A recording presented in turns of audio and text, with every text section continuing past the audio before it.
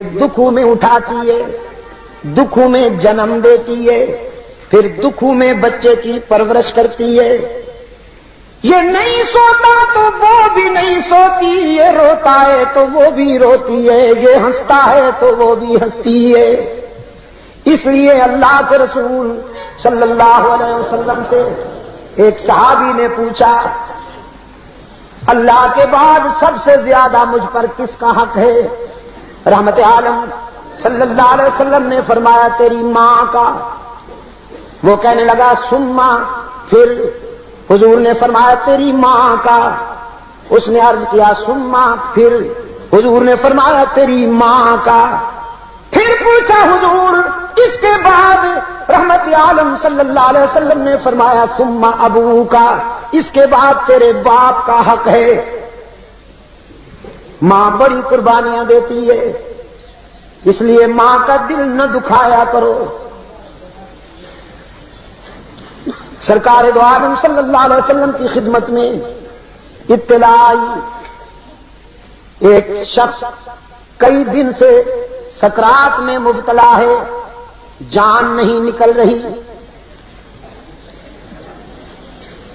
بہت قرآن کریم تلاوت ہوا، دعائیں مانگی گئی، لیکن اس کی مشکل حل نہیں ہوتی۔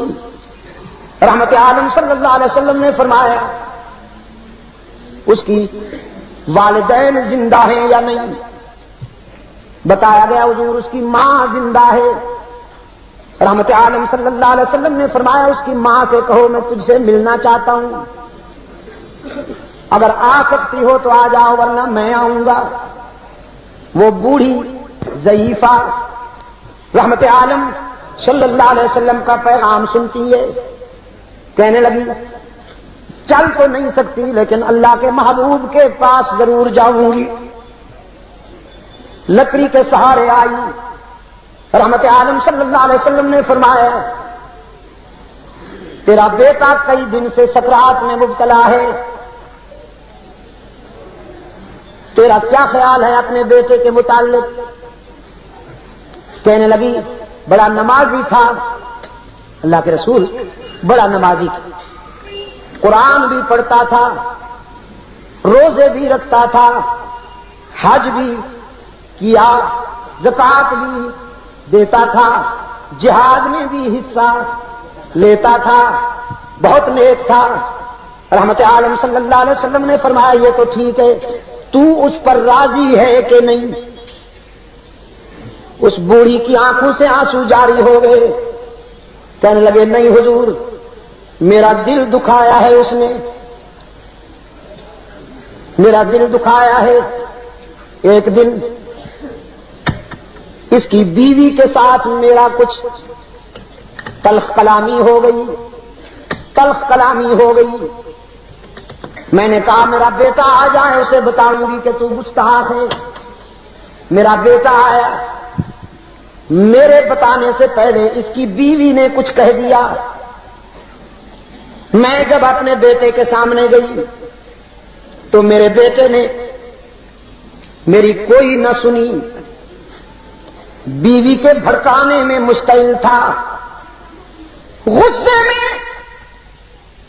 میں درد دل بیان کر رہی تھی، اور میرے بیٹے نے غصے میں آ کر اپنا جوان بازو اٹھایا اور تیز تھپڑ میرے چہرے پہ دے مارا۔ میں دور جا گری، میں نے کہا بیٹا میں نے تو تیری ترقی کے لیے رات کی تنہائیوں میں دعا کی تھی، تیرے بچپن میں خود بھوکی رہتی تھی، تجھے کھلاتی تھی، جو تجھ سے جھگڑتا تھا میں اس سے لڑ جاتی تھی، تیرے دوستوں کو اپنا دوست سمجھتی تھی، تیرے دشمنوں کو اپنا دشمن سمجھتی تھی، تو بیمار ہوتا تو ساری رات تجھے اٹھا کر میں لوریاں دیتی، لیکن آج تیری جوانی میرے لیے رسوائی کا سبب بن کر آئی ہے، تو کتنا نمک حرام نکلا۔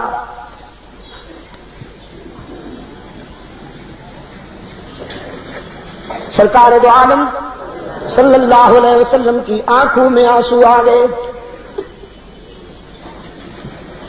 صحابہ سے فرمایا لکڑیاں جمع کرو، آگ بھڑکاؤ، پھر مجھے بتاؤ. بوڑھی کہتی اللہ کے رسول آگ کیوں؟ رحمت عالم صلی اللہ علیہ وسلم نے فرمایا ہم اس میں اس نمک حرام کو ڈالیں گے. جس نے بوڑھی ماں کے چہرے پہ تھپڑ مارا وہ اسی قابل ہے کہ اسے آگ میں ڈال دیا جائے. بوڑھی زاروں قطار رونے لگی، کہنے لگی نہیں نہیں نہیں اللہ کے رسول، میرے بیٹے کو آگ سے بچا لیجیے. رحمت عالم صلی اللہ علیہ وسلم نے فرمایا تو اس آگ سے گھبرا گئی ہے، آخرت کی آگ تو اس سے بھی زیادہ اذیتناک ہے. وہ بوڑھی کہنے لگی کوئی شکل ہے بچ جانے کی کہ میرا بیٹا اس آگ سے بھی بچ جائے، اس آگ سے بھی بچ جائے. نعرہ تکبیر، نعرہ تکبیر، اہل صحابہ، اہل صحابہ. سرکار دو عالم صلی اللہ علیہ وسلم نے فرمایا بس ایک صورت ہے کہ تو اسے معاف کر دے. چیخ کر وہ بوڑھی کہنے لگی اللہ کے رسول آپ بھی گواہ بن جائیے، میرا رب بھی گواہ ہو جائے، میں نے اپنے بیٹے کو دنیا میں بھی معاف کر دیا، آخرت میں بھی معاف کر دیا. یہاں اس نے معافی کا اعلان کیا، وہاں اس کی مشکل حل ہو گئی. کلمہ شہادت پڑھتے ہوئے دنیا سے روانہ ہو گیا. ٹل کے روشن ضمیروں، میرے عزیز نوجوانوں، چاہے کچھ ہو جائے کبھی ماں کا دل نہ دکھایا کرو.